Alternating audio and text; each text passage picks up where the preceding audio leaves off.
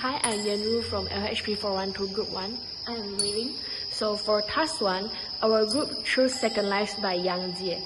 Looking at the materials, the artist used mundane and low-tech objects that can found in any kitchen, such as ceramic teacups, coffee mugs, metal tins, ceramic spoons, and even used tea bags. It transforms everyday domestic items into a complex industrial-looking structure. Next, the sonic elements. The voice of this machine is a rhythmic symphony of clicking sounds. We can hear the sharp crisp strip of ceramic hitting metals and the mechanical whirring as the machine stirs the spoons. It sounds like a repetitive automatic time ritual that never ends.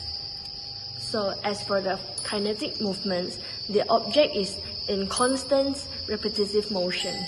We observe the teacup striking from the top to bottom, the tea bags bobbing up and down, and the spoons rotating back and forth between the clockwise and counterclockwise. These repetitive movements feels both hypnotic and slightly disorienting, as if these household objects have been forced into a tireless robotic cycle. Now that we have read the black card, our perspective on Yang Jie's work has shifted significantly. Initially, we saw this as a chaotic, repetitive tea time machine.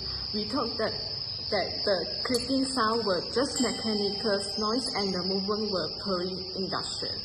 However, the reality is much more philosophical. Yang Jie is actually using the concepts of kintsugi and yobitsugi, the art of repairing broken pottery with gold or disparate parts.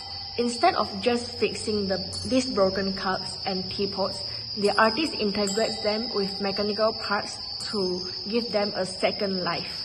We decided to pair Yang Jie's Second Life with Corinne the St. George 5959. At first glance, one looks like a chaotic kitchen and the others like a wall of old electronics. However, the deep link between these is the art of reanimating the obsolete. Both art take depth of found objects, broken teapots and vintage transition radios, and use technologies to give them a hunting new pose. These two pieces speak to each other through the tension between the natural and the mechanical. In Second Life, Yang Jie uses DC motors to mimic the movements of life, applying the philosophy of kintsugi to celebrate imperfection.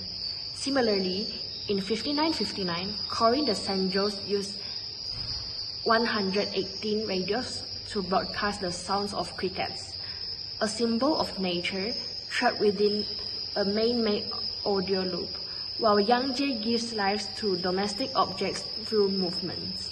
Corinne gives life to electronic waves through sound. Together, they create a space where the boundary between a cold machine and a living soul becomes blurred. We have retitled this mini exhibition as The Ghost in the Machine. We choose this name because both illustrations feel like they are possessed. The teacups aren't just cups anymore. They are automatic entities. The radios aren't just hardware. They are a coil of mechanical insects. Both work force us to confront what happens when we abandon objects, and how arts can recover their spirit from the scrap heap. In this collection, silence isn't empty and brokenness isn't the end. By placing these two together, we invite the audience to wonder, if a machine can mimic a heartbeat or a cricket song, is it truly ever dead? Thank you.